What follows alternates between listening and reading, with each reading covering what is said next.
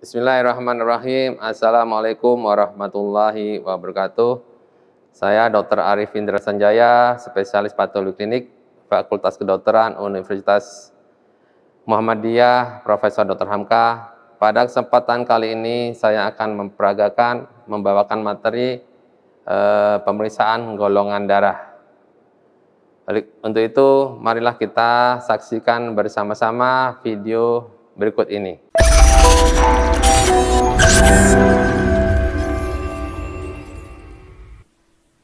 Baiklah para mahasiswa, kali ini kita akan lakukan pemeriksaan golongan darah pada pasien. Untuk melakukan pemeriksaan golongan darah ini bisa menggunakan darah kapiler pasien langsung ya, atau bisa menggunakan darah vena EDTA pasien ya. Pada kesempatan kali ini kita akan melakukan menggunakan darah vena pasien. Ya, kita sudah siapkan darah venanya. Kemudian seperti biasa kita lakukan proses peranalitik, analitik dan pasca analitik.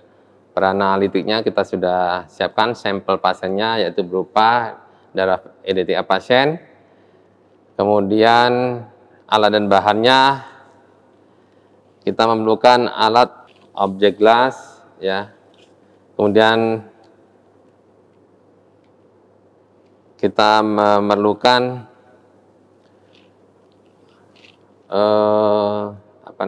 untuk pengaduk lidi untuk mengaduk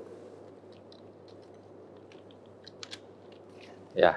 Ini lidi pengaduknya untuk mengaduk reaksinya. Kemudian reagen antisera A, antisera B, antisera AB, dan antisera D atau antisera antiresus. Ya, kemudian setelah itu kita lakukan analitik, yaitu cara kerjanya. Yang pertama-tama yaitu slide kita buat dibagi dalam 4 kolom ya. Kolom 1, kolom 2, kolom 3, kolom 4. Kemudian masing-masing kolom nanti di sini akan ditambahkan kolom 1 tambahkan anti A, anti B, anti AB, dan anti D kolom 4 ya.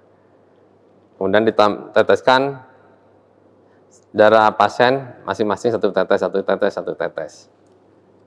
Kemudian nanti dilakukan pencampuran. Ya. Jadi kita pertama-tama akan kita lakukan penetesan darah sampel. Ini darah pasiennya. Ya. Kita ambil, kita teteskan di kotak nomor 1 tetes. Kotak nomor 2 1 tetes. Nomor 3 1 tetes, nomor 4 1 tetes. Ya. Setelah itu kita teteskan 1 tetes antisera, anti A.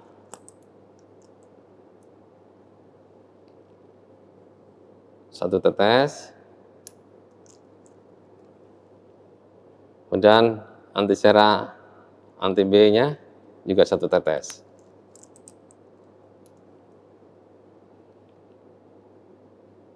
Ya. Kemudian kalau ketiga kasih antisera anti AB-nya. 1 tetes. Kemudian antiresus di kolom keempat. 1 tetes. Ya. Setelah itu kita ratakan dengan lidi ya. Kita reaksikan ya. Kita lihat sampai rata. Apakah ada terjadi aglutinasi? Ternyata ini ada seperti butiran-butiran pasir, berarti dia terjadi aglutinasi ya. Untuk kolom 1 positif.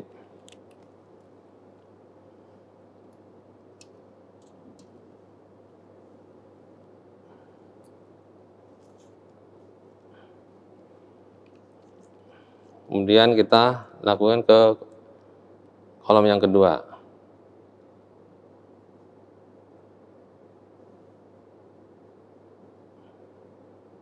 Kolom kedua tidak ada reaksi, berarti negatif. Sekarang ke kolom ketiga. Adakah butiran-butiran pasir seperti kolom 1?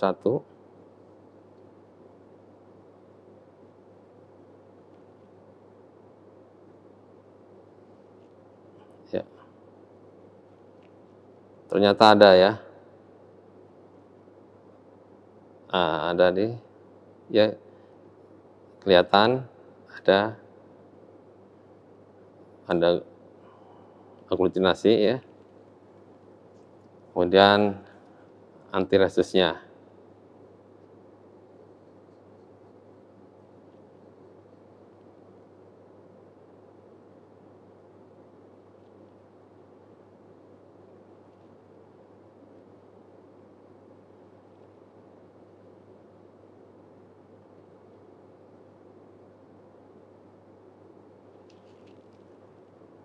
Ya,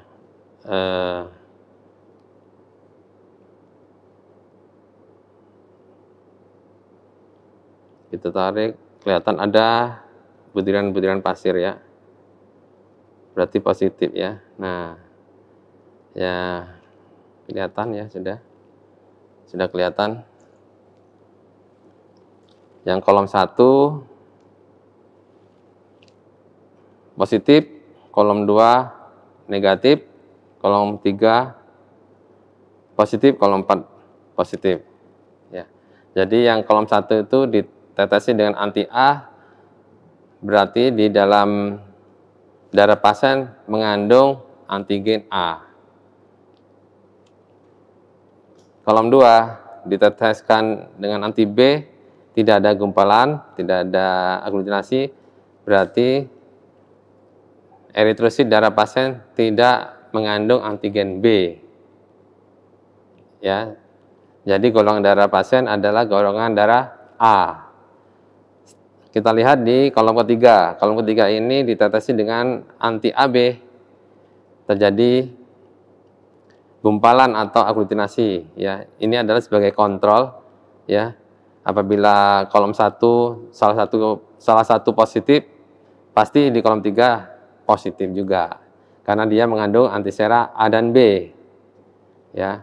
Kemudian ini resusnya ternyata dia resusnya positif karena terjadi aglutinasi. Jadi golongan darah dari pasien ini adalah golongan darah A resus positif ya.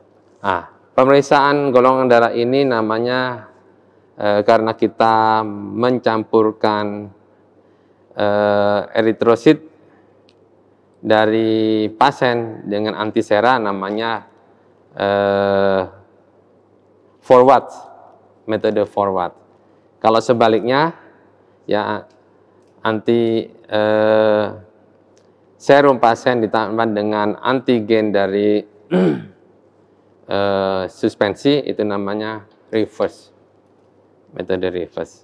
Ya, ini adalah metode forward menggunakan slide.